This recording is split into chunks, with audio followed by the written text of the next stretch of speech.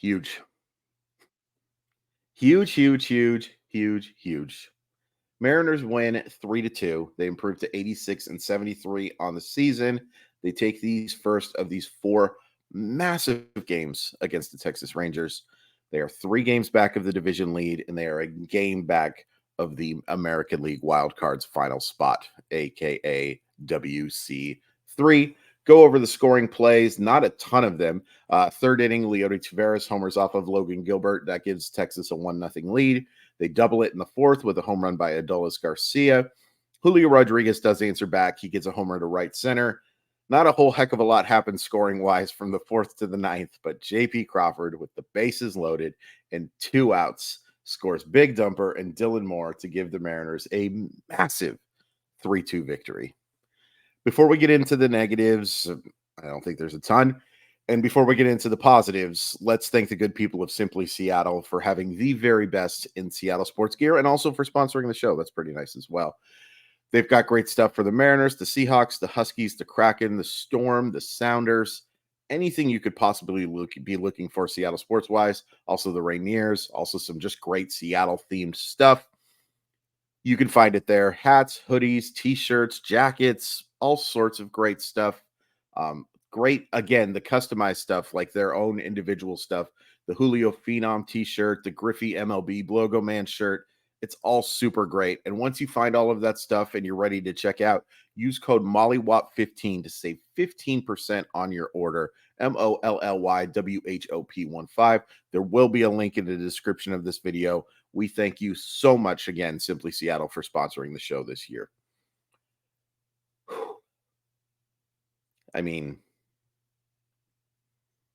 I don't know if I've ever had a mood shift more Seattle Mariner wise in such a short amount of time. We'll get into it, but let's talk about a couple of negatives. I think there's actually, only 2. Teoscar was bad, 0 for 4 with a couple of strikeouts, and Ty France, I know he draws a walk, bad. Just not good. Was hoping that, maybe a home run would lift him and see him driving the baseball again through 2 games. And you could call it a small sample. It is a small sample. But there's only a few left. So how small of a sample is it really? The only other negative I wanted to bring up. Well, we'll save it. We'll save it. Because it has to do with the 9th inning. Positives. Logan Gilbert was really good today. Or it's actually technically yesterday. Again, I apologize for these videos being the day after. I'd love to record them right away. I'd love to be going live. But with everything that's going on, I just don't have that time. Skip was finally able to get home late last night from Hawaii. So that was great. It's been such a hard time. But it's great to have him back. We got to watch that game last night. Yeah. But I thought Gilbert pitched really well. He does give up the 2 solo homers. They weren't great pitches. And, especially the one to Garcia, like you can't leave the ball there to him. But outside of that, I thought he pitched well. I thought his swing and miss stuff was pretty good. 65 of 97 pitches for strikes will certainly do the job. Gilbert did his job. And I'm glad the offense was able to finally do enough that that would have been such a bad wins and losses again. We've talked about it ad nauseum, and we will continue to do so. Such a flawed stat, but talk about a guy who didn't deserve a loss for that start. Very solid effort, and the bullpen was very solid as well. In particular, Gabe Speier. I know that Campbell pitched before him, and Campbell pitched fine, but Gabe Speier was really good. Gets those huge 3 strikeouts, an inning and 2/3 innings of scoreless baseball. Saves your high leverage guys for, these upcoming games. Excellent job.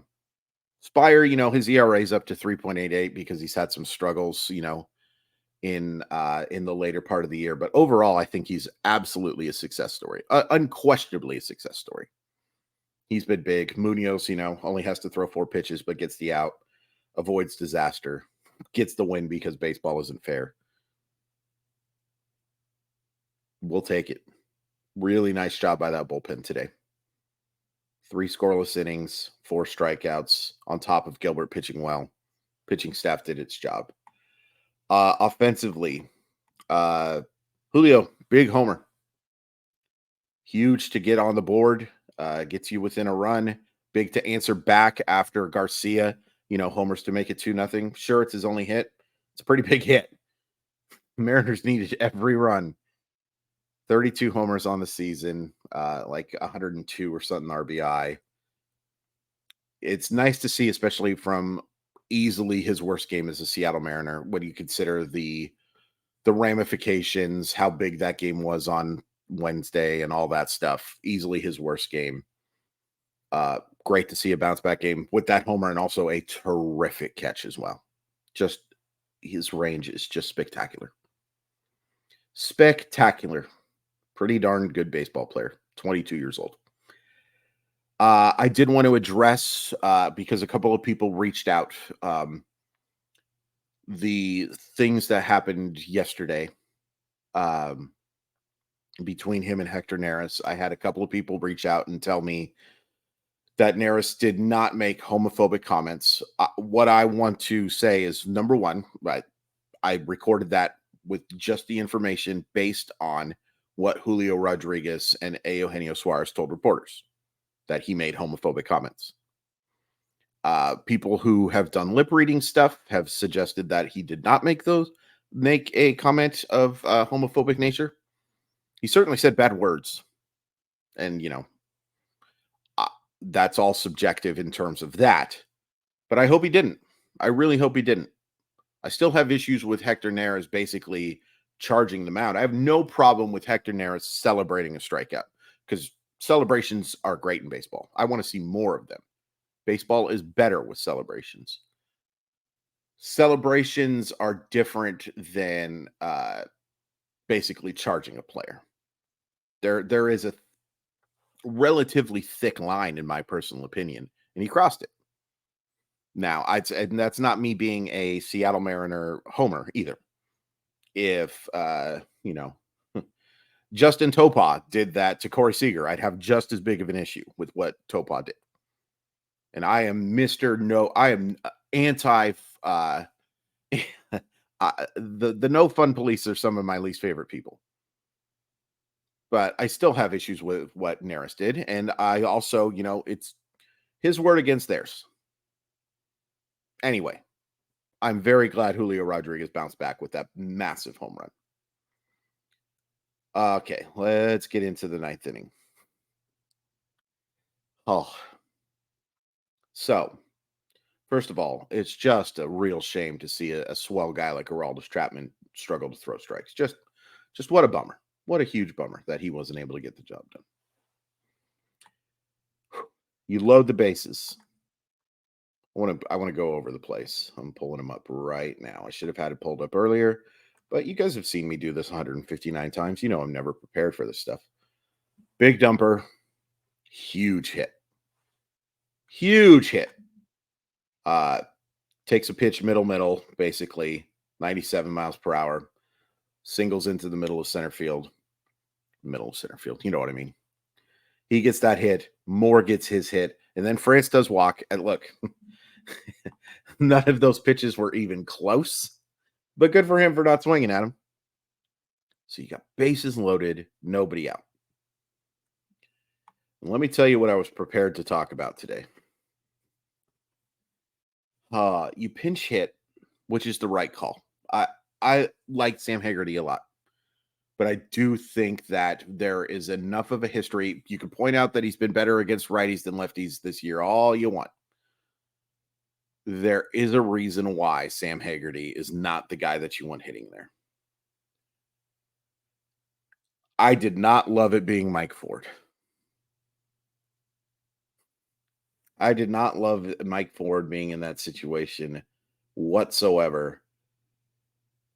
And he had a horrible at bat.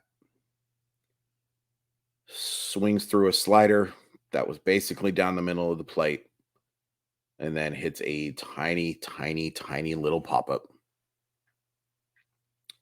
That was bad in results, and I think it was bad in process. Say whatever you want, greater minds can agree or disagree. I am hitting Jared Kelnick in that situation. I just think Jared Kelnick's a lot better baseball player than Mike Ford.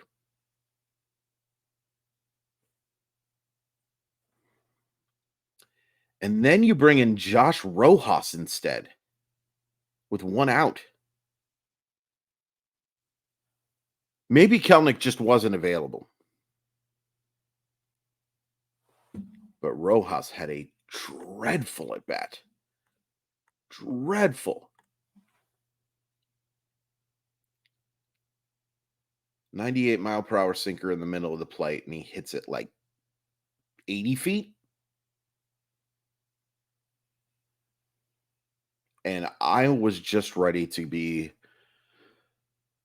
apoplectic because you have a bases loaded, no out situation. You go to two guys that I'm sorry, I just don't trust at all. And while I get if you don't trust, Jared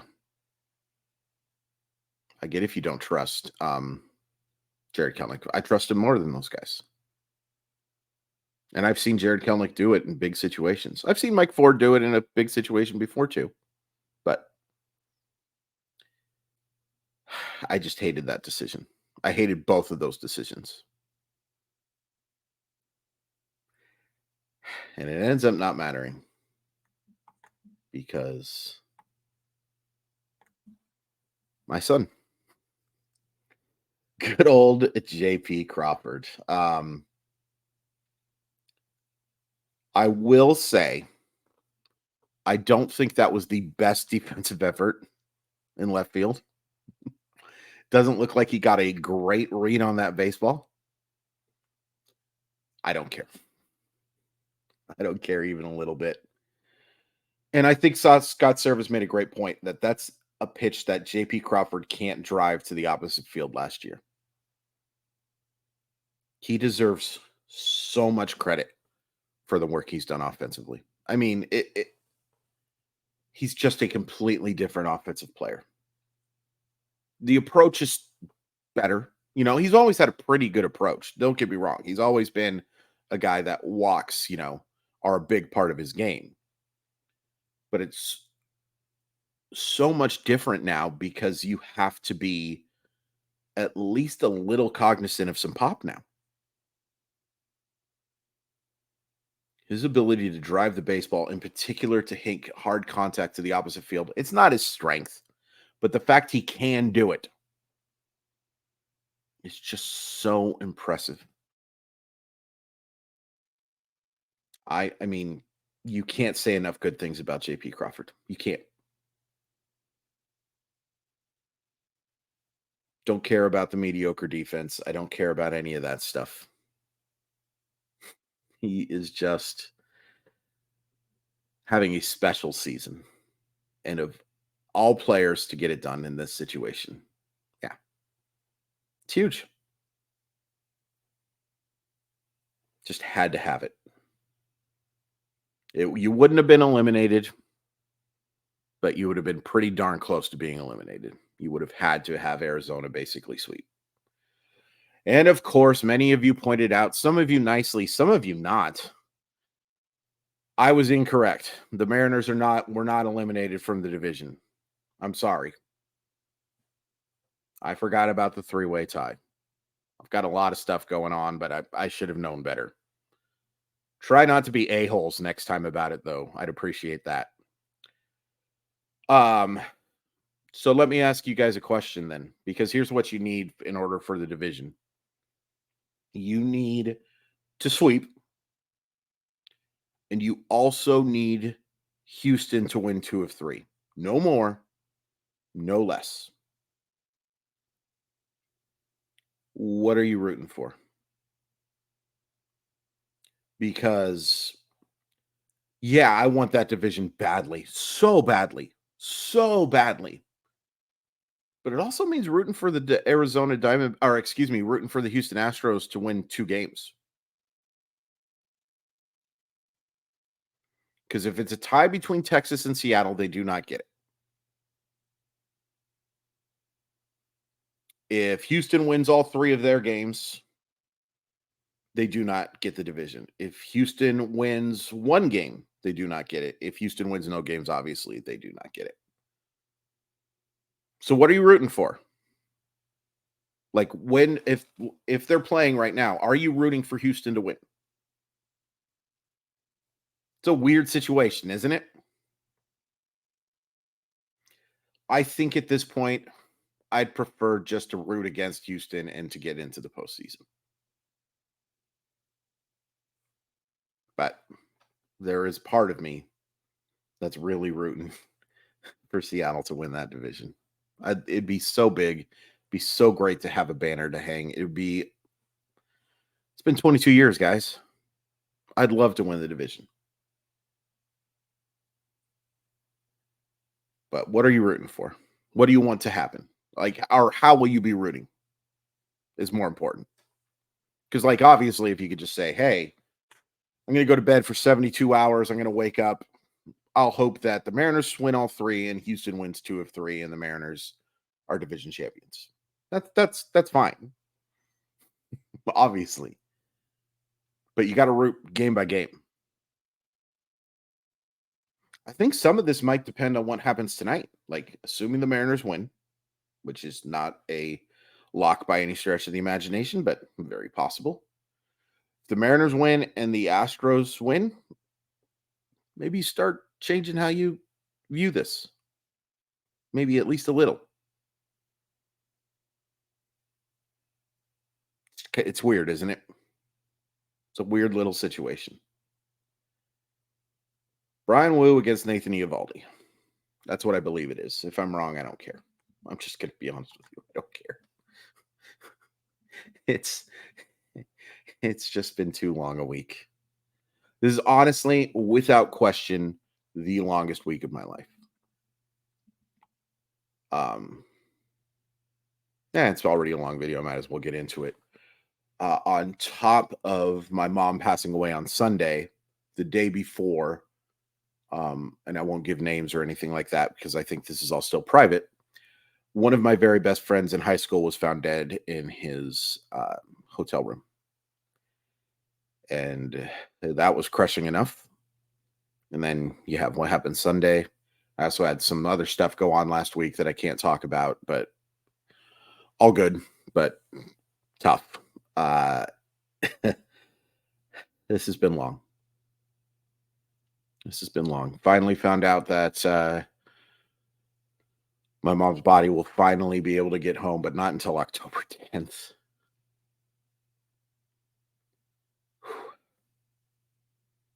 And I apologize. Like, this is probably stuff that most of you are just here to hear about me, talk about whether or not I think Brian Wu can get the job done, but this is cathartic for me in this to be able to talk to it. Because the person I'd normally be talking to about this stuff is my mom.